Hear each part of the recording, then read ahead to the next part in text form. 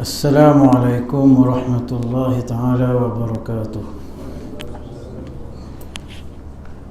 بسم الله الرحمن الرحيم. الحمد لله رب العالمين، وبه نستعين على أمور الدنيا والدين، وأصلي وأسلم على خاتم الأنبياء والمرسلين سيدنا ومولانا محمد وعلى آله وصحبه أجمعين، أما بعد. فيا عباد الله اتقوا الله، أوصيكم بنفسي وإياي بتقوى الله وطاعته، فقد فاز المتقون. وقال تعالى في محكم تنزيله بعد أعوذ بالله من الشيطان الرجيم: رضي الله عنهم ورضوا عنه ذلك لمن خشي ربه. صدق الله العظيم. Yang dikasihi Tuan Haji Muhammad Nazri bin Muhammad Sa'ad, pengerusi Qaryah Surau dari Jemaah Al-Ikhwan, ahli-ahli jawatan kuasa surau, para pegawai surau, ahli-ahli jemaah, hadirin hadirat muslimin muslimat yang dirahmati Allah. Mari sama-sama kita iftitah majlis kita pada malam ini dengan bacaan Ummul Kitab Al-Fatihah. A'udzubillahi minasyaitonir rajim. Bismillahirrahmanirrahim. Alhamdulillahirabbil alamin.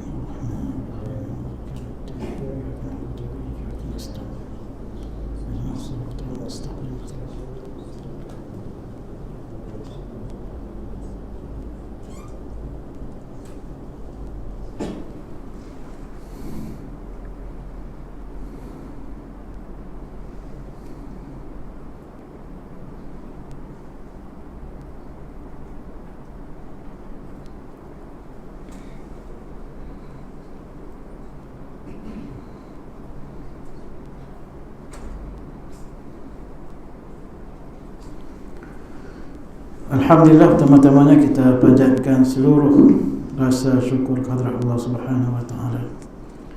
Moga-moga Allah Subhanahu wa taala dengan limpah kurnianya dapatlah kita mengecap nikmat dunia dan nikmat akhirat yang besar-besar. Hadirin hadirat muslimin muslimat yang dirahmati Allah, pada malam ini kita live lagi di Facebook Masjid Taman Benang, dan kita sambung muzakarah kitab Penawar Bagi Hati yang dikarang oleh Syekh Abdul Qadir Al-Mandili rahmatullahi alaih, bab yang ke-9, betul? Bab ke-9 ya? Betul, bab ke-9.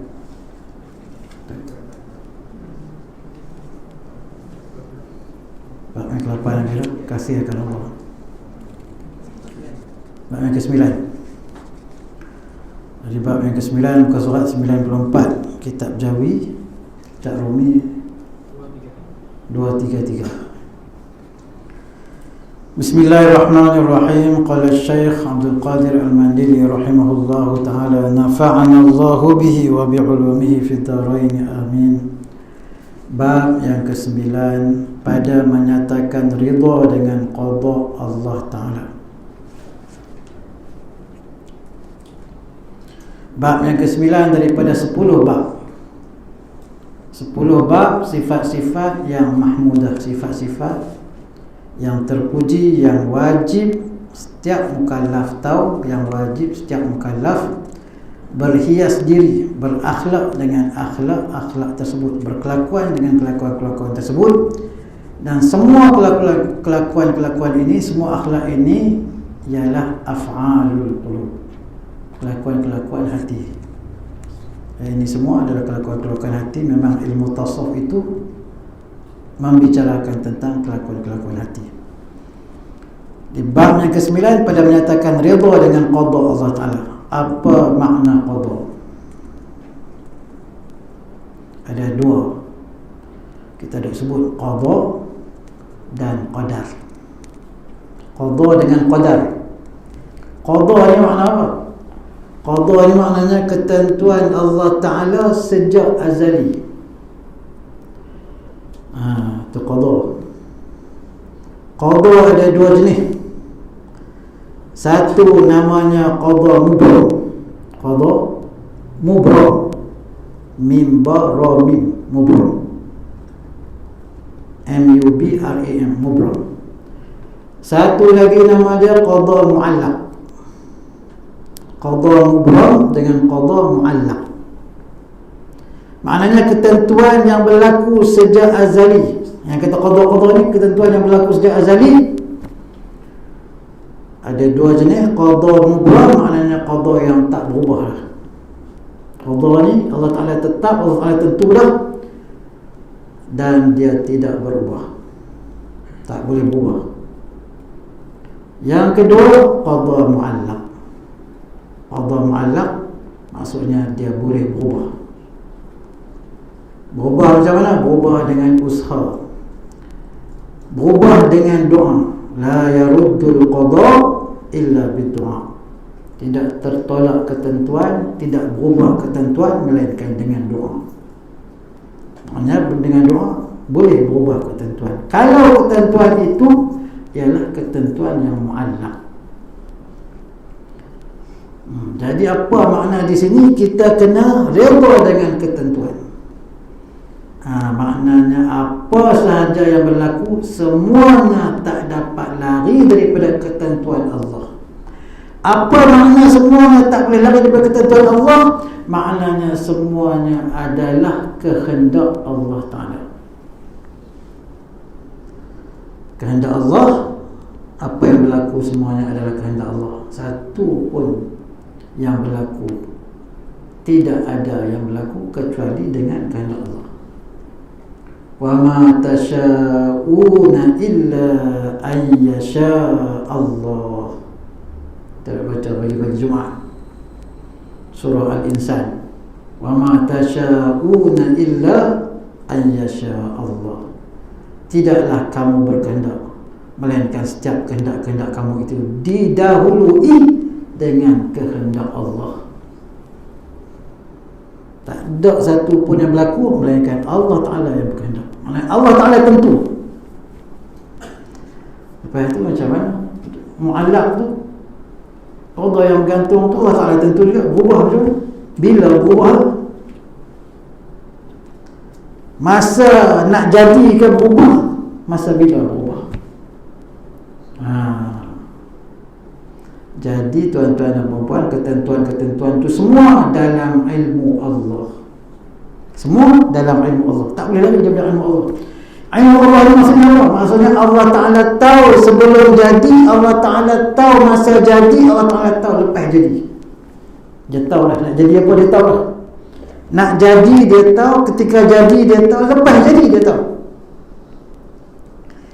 Jadi Allah Ta'ala masa sebelum jadi, ketentuan dia nak bertukar, semuanya dalam ilmu Allah. Allah Ta'ala tahu. Maksudnya dia tentu juga. Dia tentu juga, dan semuanya itu tertulis dalam Lauh Mahfuz. Tengok cerita orang putih lah yang banyak pasal qada ni. Tengok masa nak kahwin, kan? Cerita orang putih masa nak kahwin, dia buat panggil semua orang lah. Perempuan tu dah pakai baju, gaun apa semua nak kahwin. Tiba-tiba dia teringat dekat ex-boyfriend. Cerita gila. Dia teringat dekat ex-boyfriend, tak jadi kahwin. Lari, dia kata tak boleh hidup. Dia kata sorry, I cannot make it, I can't make it. Pasal teringat kat ex-boyfriend dia pun teringat kat dia. Dah kali kahwin dengan orang lain, buat kenuri sikit punya, hebat sikit punya banyak, tiba-tiba tak jadi kahwin. Pasal apa semua tu? Semua itu dalam ketentuan Allah Ta'ala. Kita tapi orang di sini kita tak tengok total aku tadi.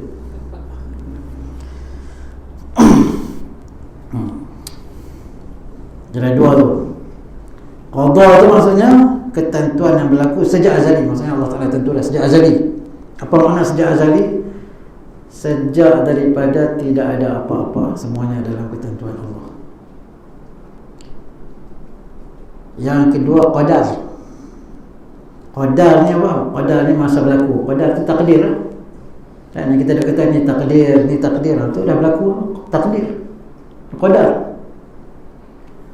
Jadi qadar maksudnya takdir. Kalau kita tengok dalam istilah tauhid, qada ni dia panggil tanjizi qadim.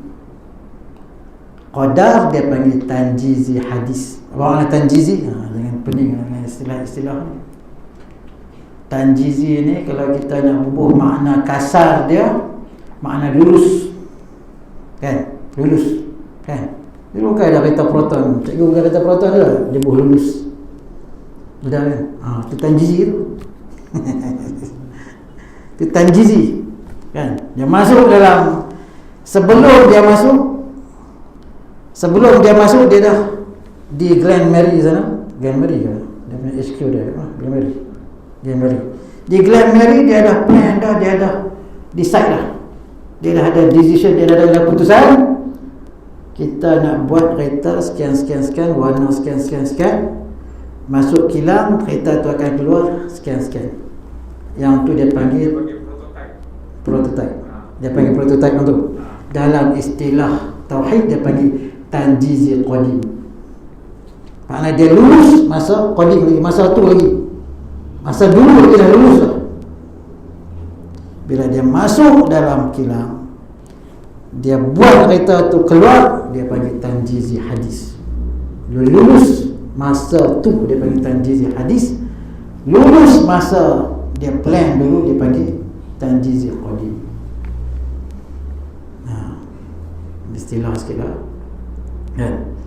Jadi yang kata qada ni tanjizi qadim. Takdir tanjizi hadis. Qadar tanjizi hadis. Istilah. Dengar je tu. Kalau dengar istilah tu, jangan pening, relax. Ingat kereta protonnya.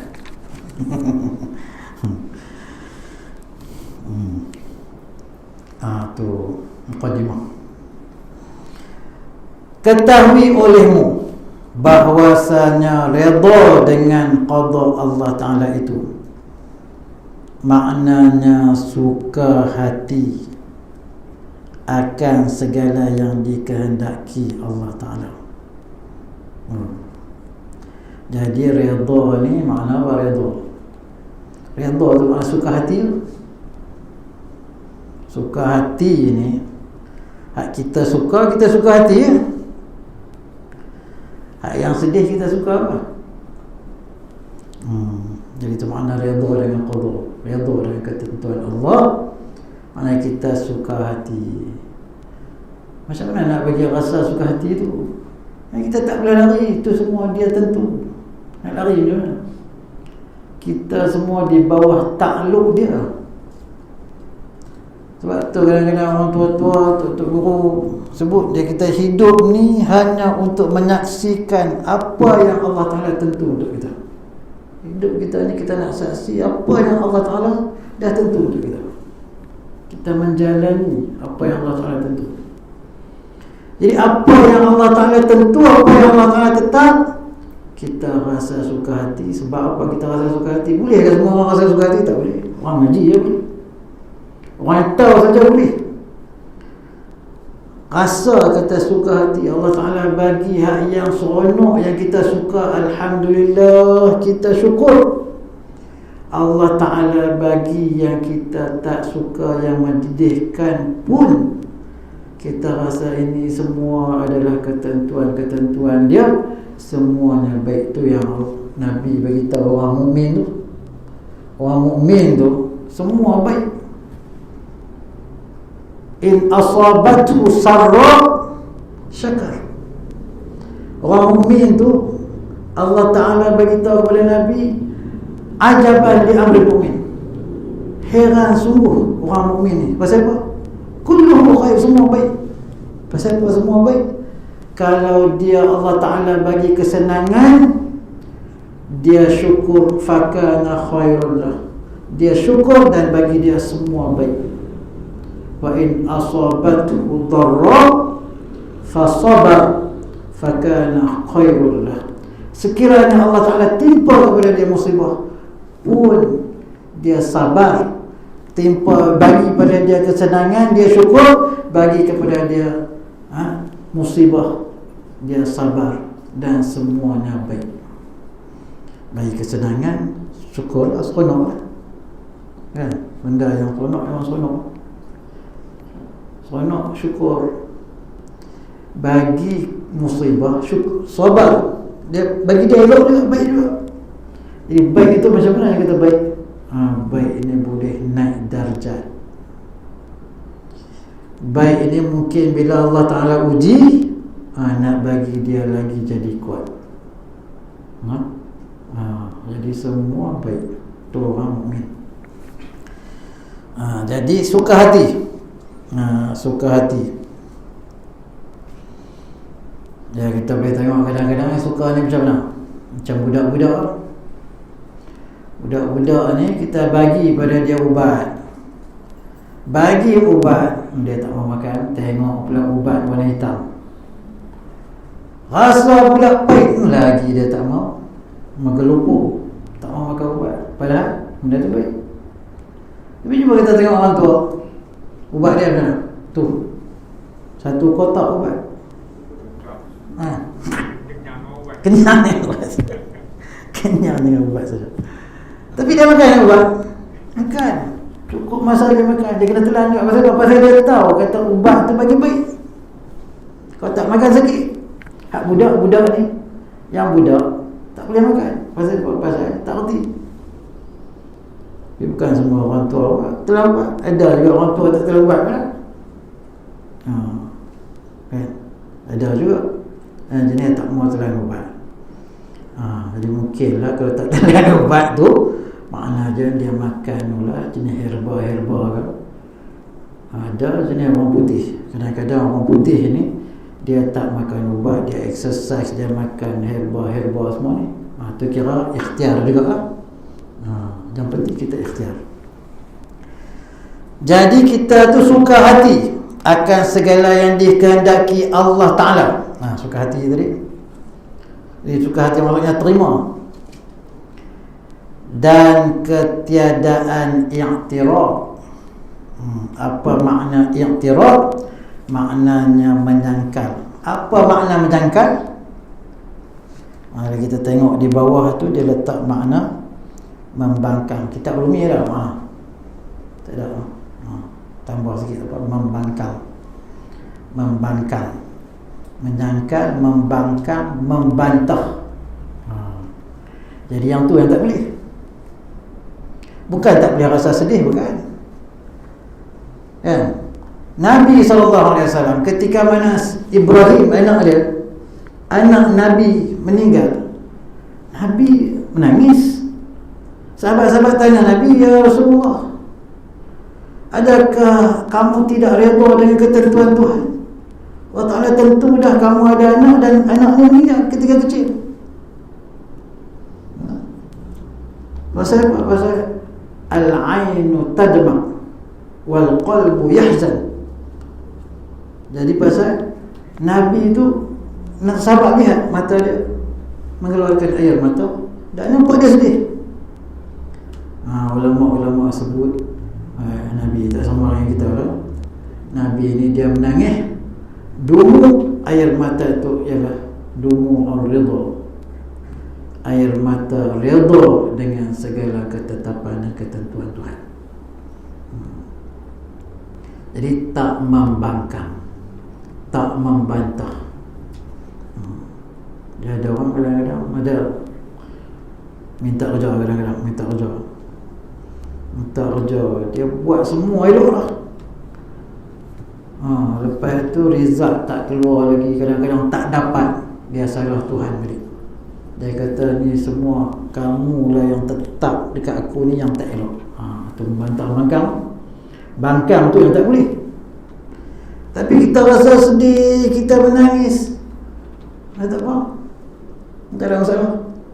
Sedih dan juga keluar air mata itu tidak ada apa-apa.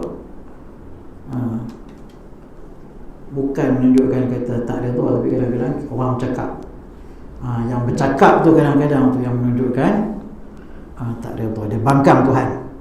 Dia kata ni takdir Tuhan yang tak betul pada aku. Habis. Tu yang kita wajib, tu yang kata sifat ni, sifat yang wajib kita tahu, sifat yang wajib kita berhias diri dengan dia, dengan sifat ni. Kena ada dalam diri kita, kita kena faham ni sifat yang wajib atas setiap mukallaf, fardhu ain. Dan ketiadaan i'tirad, menyangkal, membantah, membangkang akan segala yang diperlakukan Allah Ta'ala atas hambanya. Jadi apa yang Allah Ta'ala buat, jangan bangkang, jangan bantah, jangan sangkal. Semua tu dia yang tentukan. Tapi janganlah pula bila sakit dia kata ni Tuhan bagi sakit, terima je lah. Bukan macam tu. Yang kata redha dengan qadar tu, redha ni bukan sifat yang ada dekat tangan kaki, sifat yang ada dalam hati. Redha dengan ketentuan, kita redha Allah Ta'ala bagi sakit, Allah Ta'ala bagi musibah tu kita redha. Tapi dari segi syariat, dari segi fiqh, kita kena usaha, kena ikhtiar. Orang mari nak curi barang kan, dia kata ambil lah semua, redha semua Allah Ta'ala buat. Jenah ni itu bukan redha, tu bodoh. Jadi sepatutnya macam mana? Sepatutnya kena kunci rumah lah. Kena kunci rumah, bubuh pedai ayam apa semua. Kena ada usaha, kena ada ikhtiar.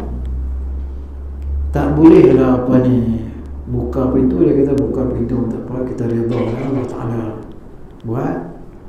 Kalau nak hilang, kalau kunci pun hilang juga kalau nak hilang. Sudah kan? Betul ke tak betul? Cakap tu betul, tapi kalau buat kerja macam tu bodoh. Dia buka pintu, ada yang tanya orang yang duk apa ni, ronda-ronda ni kan, kadang kereta tak tutup, rumah tak kunci, dia kata saya redha je Ustaz, apa yang berlaku. Tak boleh begitu. Tu dia kena masuk pula bab tawakal tu. Tawakal tu kena ada usaha tu, bukan tawakal macam tu je, bukan lepas macam tu, tak boleh. Ini tuan-tuan dan puan-puan, hadirin hadirat muslimin muslimat yang dirahmati Allah.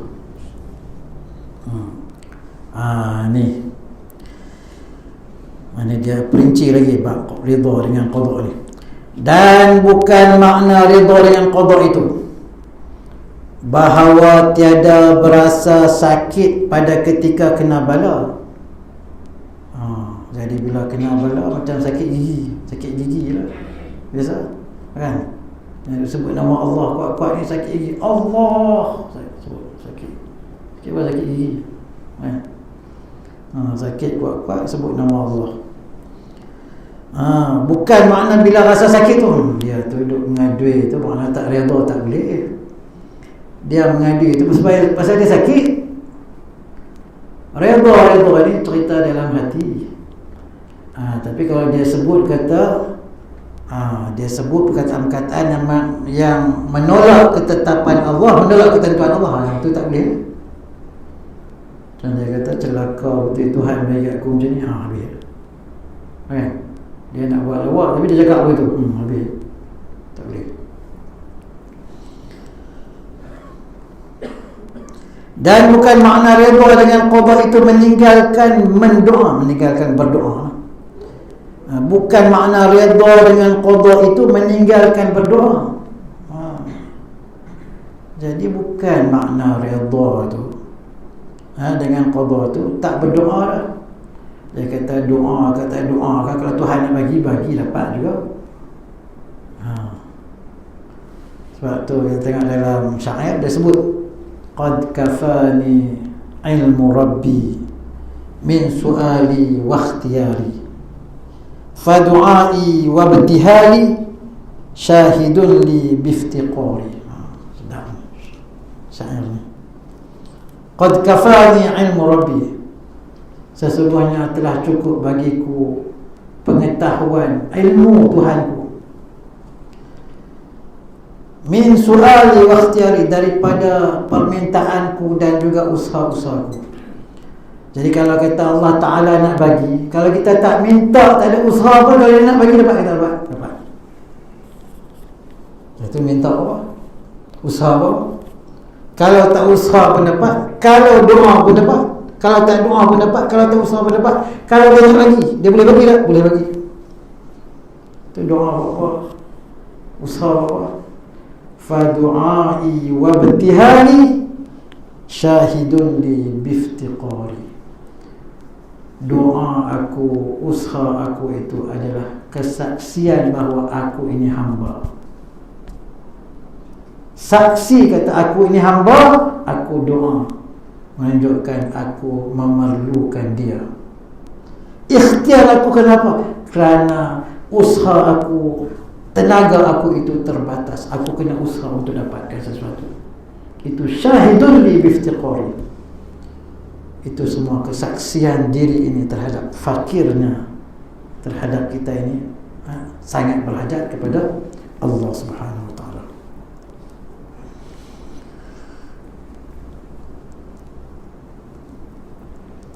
Dan bukan makna redha dengan qada membiarkan mudarat datang kepada diri engkau serta kuasa engkau menolaknya.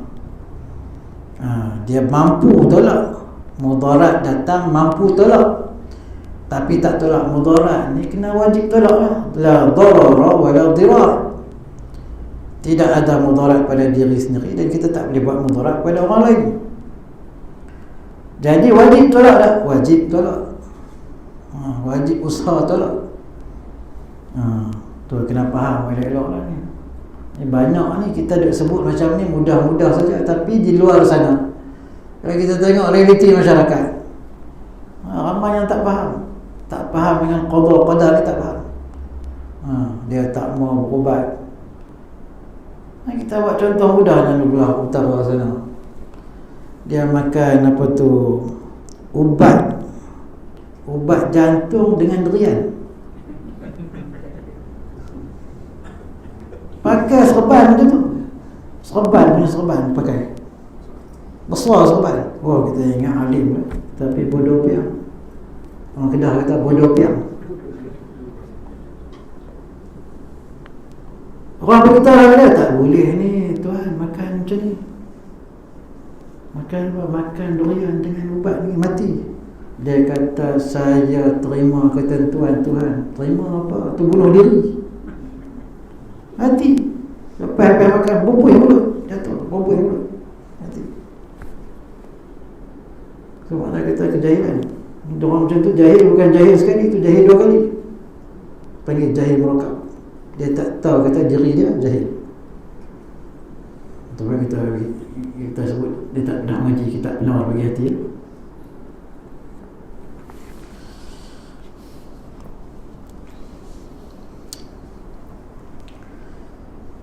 Kalau kita boleh tolak kemudaratan, wajib tolak kemudaratan, sebab Nabi sebut la darara wa la dirar. Bahkan nyuruh Allah Ta'ala akan dikau dengan mendoa. Ud'u li astajib lakum, no? Ud'u li astajib lakum, bukan astajib lakum. Ada orang baca astajib lakum, tak betul. Astajib lakum, astajib tu ba sukun, astajib lakum. Oleh bahasa Arab dia sebut tu jawab syarat. Berdoalah kepada aku, pasti aku kabulkan, pasti aku ijabahkan. Jadi suruh doa. Jadi kita doa. Maka setengah daripada perhimpunan redha dengan qada, maka setengah daripada sifat-sifat redha, yang kata kelakuan redha, perhimpunan itu maksudnya kelakuan redha dengan qada itu, bahawa menuntut sampai engkau kepada kasih. Maknanya kita buat tu kerana kita nak dapat kasih Allah. Kasihnya kasih Allah. dengan mengerjakan segala sebabnya, dengan kita mengerjakan segala sebab yang Allah Ta'ala perintah. Suruh berubat, suruh berdoa, itu semua sebab-sebab lah. Suruh usaha, itu semua sebab-sebab. Bahkan meninggalkan segala sebab itu menyalahi akan yang diredai Allah Ta'ala. Meninggalkan segala sebab itu menyalahi akan yang diredai Allah. Jadi jangan tinggal sebab. Duduk saja di rumah, dia kata semua rezeki Allah Ta'ala tentu dah. Kalau dia kata rezeki dia hari ni 100,000, dia keluar ke, dia pergi luar negara ke, dia duduk di rumah ke, pasti dapat. Cakap tu betul. Tapi dia duduk di rumah saja, mana nak dapat? Tu cakap orang yang tak ngaji. Dia jaga-jaga tuan-tuan. Cakap tu betul tapi kelaku tak betul. Tak ada usaha.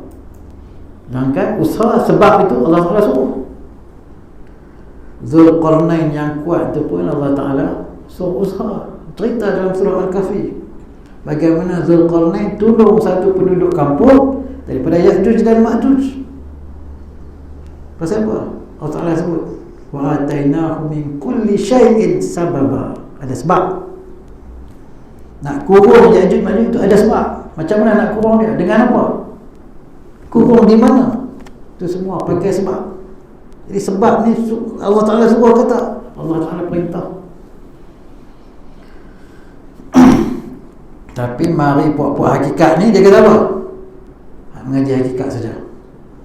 Mengaji tasawuf yang bawah-bawah tak mau. Dia kata ni semua rendah-rendah kulit saja. Kami nak yang isi-isi je. Oi, nak makan isi, tak kupas nak makan ni. Tak kupas boleh makan. Kena kupas dululah, baru boleh makan isi. Nak makan santan, nak makan nyo tu kan, kelapa tu nak makan tu. Kalau tak kupas dulu, tak kupas sebut dia apa semua, nak rekah ni. Lain pada kena kupas dulu lah. Dia tak mau kupas dah. Maka tiada daripada redha dengan qada Allah bagi mereka yang dahaga, bahawa tiada menghulurkan ia akan tangannya kepada air dingin. Dia dahaga jadi nak kenyang. Nak kenyang daripada dahaga tu macam mana? Tak usaha. Nak ada rezeki tak usaha, duduk di rumah saja. Mana boleh keluar. Burung pun Tuhan suruh pergi terbang. Burung pun terbang cari rezeki untuk anak dia, balik bawa rezeki. Burung, orang ni duduk di rumah, harap kata rezeki datang dekat dia. Macam mana? Mana cerdik burung dengan dia? Tuan-tuan jawab sendiri. Bahkan setengah daripada redha dengan qada Allah Ta'ala, bahawa dihilangkan dahaga dengan air. Jadi kena usaha. Dan tiada ada pada redha dengan qada itu keluar daripada perintah syarak. Jadi semua tu kena ikut perintah syarak, kena ikut landasan-landasan syariat, kena ikut hukum fiqh. Kan kita nak usaha-usaha semua tu kena ikut hukum lah. Tak boleh lah usaha tu tak ikut hukum, keluar daripada perintah hukum, tak boleh lah.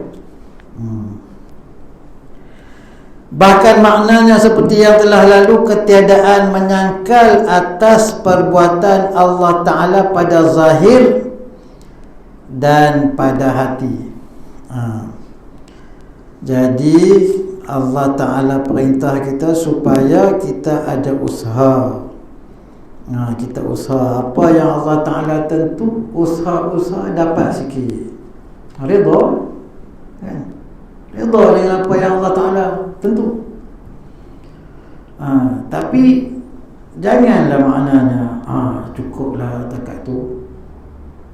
Sikit ni Allah Ta'ala takdir dah sikit. Betul Allah Ta'ala takdir sikit, tapi dia suruh kita bila dia bagi sikit, mana dia suruh kita lipat gandakan lagi usaha kita. Usaha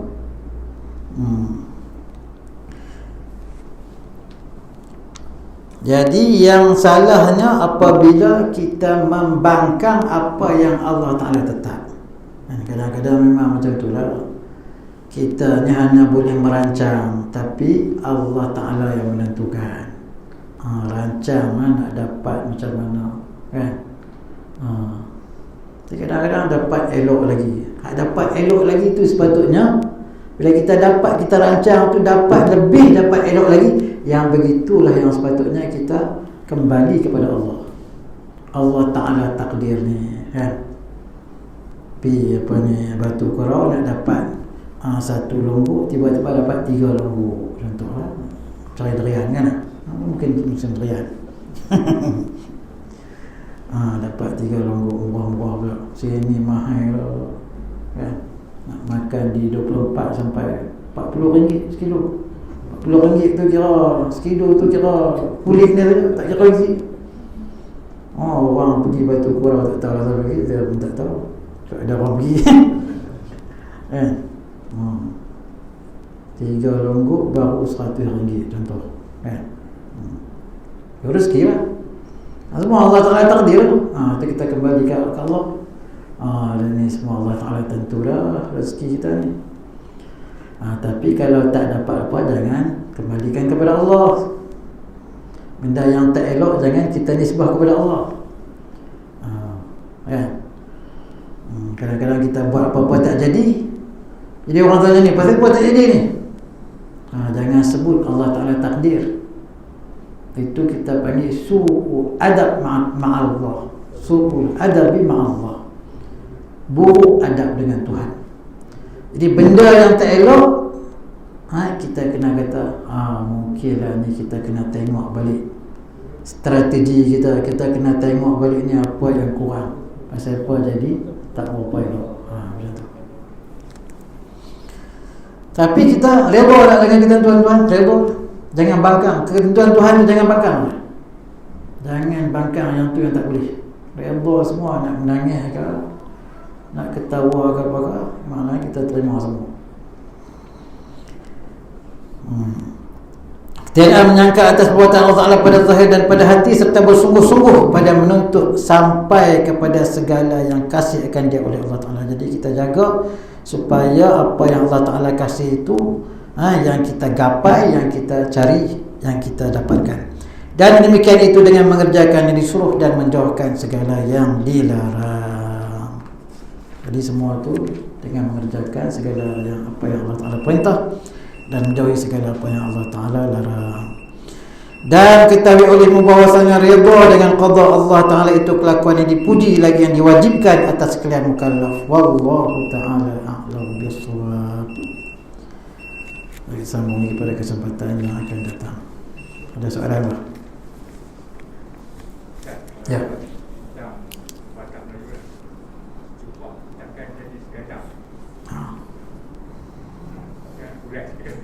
Secepat takkan jadi segantang. Kalau Allah Ta'ala tentu dah, secepat takkan jadi segantang.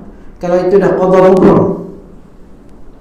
Kalau itu dah qadar mubram. Orang tua-tua kita dia buat macam tu, kadang-kadang dia peribahasa dia tu supaya kita ni rasa redha dengan ketentuan Tuhan. Apa yang Tuhan tentu itulah yang kita redha, itulah yang kita terima, itulah yang kita rasa cukup. Tapi kita kena usaha. Orang dulu yang mengaji, dia nak cakap apa pun dia mengaji, bila dia cakap tu faham lah kau. Jadi apa makna secepat takkan jadi segantang? Qadar mubram. Qadar mubram, usahalah kuat macam mana pun dapat takat mana yang Allah Ta'ala tetap sejak azali. Tapi kita kena usaha lagi mungkin kali yang lain dan masa yang lain mungkin kita dapat lebih. Wallahu a'lam. Rasanya sekat tu saja. Hari ni berapa bulan? 22.